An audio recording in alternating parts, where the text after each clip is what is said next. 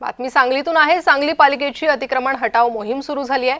100 फुटी रोडवरील अतिक्रमण हटवण्यास सुरुवात झाली आहे। अनधिकृत बांधकामांवर पालिकेने जेसीबी चालवलाय। सांगली महापालिकेने 100 फुटी रोडवरील अतिक्रमण हटवण्यास सुरुवात केली आहे। 100 फुटी रोडवरील दोन्ही बाजूकडील रस्त्यावर असणारे अतिक्रमण जेसीबीच्या सहाय्याने हटवली जात आहेत। यावेळी विक्रेते आणि महापालिका पथकामध्ये बाचाबाची झाली, मात्र महापालिका पथकाने कारवाई सुरूच ठेवत आपली मोहीमही सुरू ठेवली।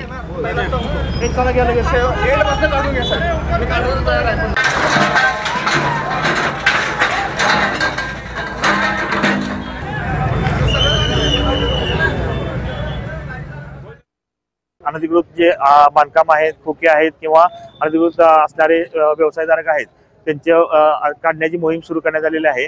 त्यामध्ये जे अतिक्रमण आहेत, खोके आहेत, ज्यांनी 100 फुटापासून 15 फुटा साईड मार्जिनच्या आतमध्ये ज्यांनी बांधकाम केले आहे, सर्वांचं अनधिकृत बांधकाम इथं काढलं जाणार आहे।